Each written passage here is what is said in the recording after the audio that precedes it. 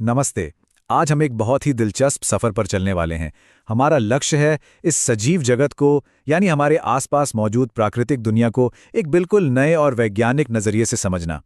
अक्सर हम अपने आसपास के पेड़ पौधों और जानवरों को बस यूं ही देख लेते हैं ना।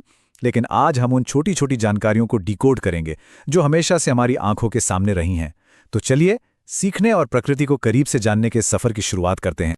विज्ञान की गहराइयों में उतरने से पहले जरा इस खूबसूरत संस्कृत सुभाषित पर गौर करते हैं। इसका अर्थ बहुत ही गहरा है। बड़े वृक्ष दूसरों को तो छाया देते हैं, लेकिन खुद कड़ी धूप में खड़े रहते हैं। उनके फल भी दूसरों के लिए होते हैं, अपने लिए नहीं।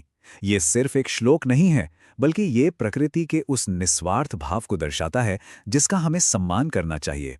और इसी अद्भुत प्रकृति के विज्ञान को समझने के लिए हमें सबसे पहले इसके बहुत करीब जाना होगा। तो आइए अपनी इस प्रकृति की सैर पर निकलते हैं। जरा सोचिए, एक पार्क है जहां कुछ बच्चे बड़ी उत्सुकता से आसपास की चीजों को देख रहे हैं। इस नेचर वॉक में विज्ञान की शिक्षिका सुलेखा के साथ साथ वैज्ञानिक डॉक्टर रघु और स्थानीय प्रकृति प्रेमी मनीष जी भी उनका मार्गदर्शन कर रहे हैं। कोई पेड़ की पत्तियों को मैग्नीफाइंग ग्लास से बड़े ध्यान से देख रहा है, तो कोई दूरबीन से आसमान में उड़ते पक्षियों को निहार रहा है। यहाँ सबसे खास बात यह है कि यह सब बड़ी शांति से हो रहा है। डॉक्टर रघु के निर्देशानुसार कोई भी किसी पौधे या जीव को नुकसान नहीं पहुंचा रहा। वे बस देख रहे हैं, सुन रहे हैं और नोट्स बना रहे हैं। असल में असली विज्ञान की शुरुआत यहीं से होती है, सटीक अवलोकन से। अच्छा, एक बात बताइए, क्या प्रकृति को सिर्फ आंखों से देखा ही जा सकता है? बिल्कुल नहीं। हम इस जैविक विविधता को सुन भी सकते हैं।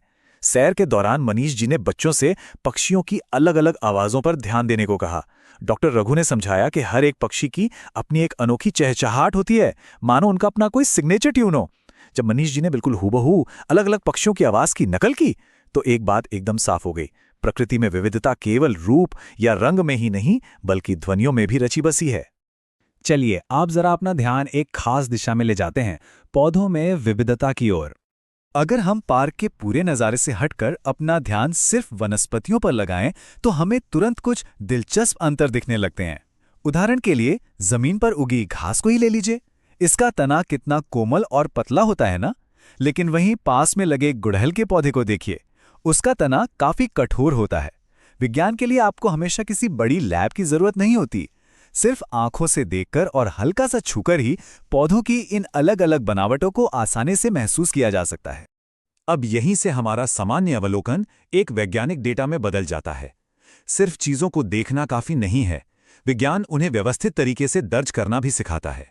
घास, तुलसी, गुड़हल और नीम, इन सभी के तने कैसे हैं, पत्तियों की बनावट कैसी है और फूलों का रंग क्या है।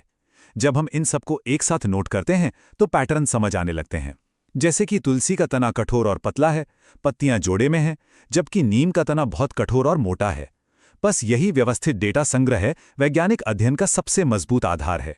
पौधों को समझने के बाद अब हम जीवों में पाई जाने वाली विविधता पर नजर डालते हैं। जरा अपने आसपास मौजूद जानवरों और कीड़े मकोड़ों के बारे में सोचिए। एक ही इकोसिस्टम में रहने के बावजूद ये एक दूसरे से कितने अलग हैं। अगर हम एक कौवे, एक चींटी और एक गाय की तुलना करें, तो हम देखते हैं कि कौवा पेड़ पर रहता है और हवा में उड़ता है। चींटी मिट्टी के बिलों में रहती है और जमीन पर रेंगती है, और गाय वो खुले मैदानों में रहती है और जमीन पर चलती है। इनके उड़ने, चलने, रहने और यहां तक कि इनके भोजन में भी जमीन आसमान का अंतर है। ये सारी बातें हमें बताती हैं कि केवल आवास और गति के आधार पर ही जीवों में कितनी अद्भुत विविधता पाई जाती है। तो इन सब चीजों को देखने और समझने के बाद एक बहुत ही बुनियादी सवाल सामने आता है, आखिर जैव विविधता क्या है? अब तक हमने जो कुछ भी देखा है, उस पूरे कॉन्सेप्ट को एक सूत्र में पिरोने वाला शब्द है जैव विविधता या बायोडाइवर्सिटी। अगर इसे आसान शब्दों में कहें तो किसी एक खास इलाके में एक साथ पाए जाने वाले तरह तरह के पेड़ पौधों और जीव जंतुओं की जो ये पूरी वैरायटी है, उसे ही जैव विविधता कहते हैं। बस इस एक छोटे से शब्द में हमारी प्रकृति का पूरा संसार समाया हुआ है। लेकिन यहां एक बात समझना बहुत जरूरी है।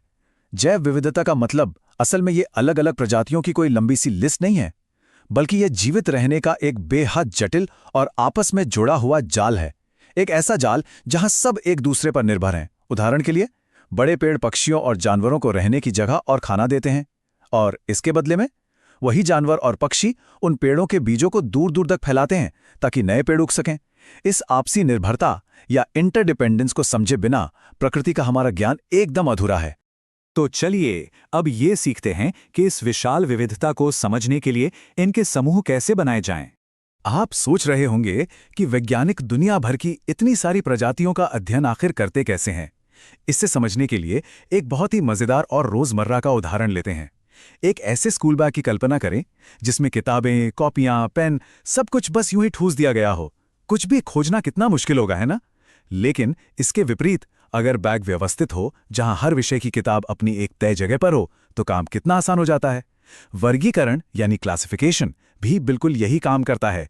यह इस उलझी हुई जटिल प्रकृति को व्यवस्थित करके हमारे अध्ययन के लिए बहुत ही आसान और सुलझावा बना देता है।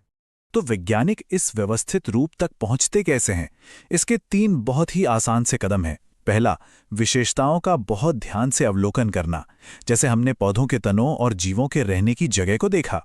दूसरा कदम है इनके बीच समानताएं और अंतर खोजना, क्या एक जैसा है और क्या अलग है। और तीसरा आखिरी कदम, समान विशेषताओं के आधार पर इनके अलग-अलग समूह बना देना। बस इन्हीं 3 सटीक कदमों का इस्तेमाल करके वैज्ञानिक बाहर खुले मैदान में मिलने वाले कच्चे और बिखरे हुए डेटा को एक प्रॉपर स्ट्रक्चर्ड विज्ञान में बदल देते हैं। और यहाँ एक बहुत ही दिलचस्प बात सामने आती है। जब हम कोई समूह बनाते हैं तो वो पूरी तरह इस बात पर निर्भर करता है कि हमने समूह बनाने का नियम क्या तय किया है। उदाहरण के लिए, अगर हम पौधों को उनकी ऊंचाई के हिसाब से बांटें तो घास एक अलग ग्रुप में होगी और बड़े पेड़ बिल्कुल अलग ग्रुप में। लेकिन अगर हमारा नियम सिर्फ फूलों का रंग हो तो जरा सोचिए, हो सकता है कि लाल रंग के फूल वाला एक छोटा सा पौधा और लाल फूल वाला एक बड़ा पेड़ दोनों एक ही ग्रुप में आ जाए। है ना कमाल की बात? नियम बदलने से पूरे के पूरे समूह ही बदल जाते हैं। और इसी के साथ हम इस ज्ञानवर्धक सफर के बिल्कुल अंत में आ पहुंचे हैं। अब जाने से पहले एक छोटा सा विचार आपके लिए। अगर आप अभी इसी वक्त अपने घर से बाहर निकलें और अपने आसपास की प्रकृति को देखें, तो आप किन विशेषताओं के आधार पर उन जीव जंतुओं और पेड़ पौधों के समूह बनाएंगे? क्या वो उनका रंग होगा, उनका आकार होगा या उनके चलने का तरीका? इस सवाल पर जरूर सोचिएगा। ये एक सवाल आपको सिर्फ देखने वाले से एक सक्रिय वैज्ञानिक बना सकता है। हमारे साथ इस चर्चा में जुड़े रहने के लिए आपका बहुत बहुत धन्यवाद। प्रकृति को निहारते रहिए और कुछ नया सीखते रहिए।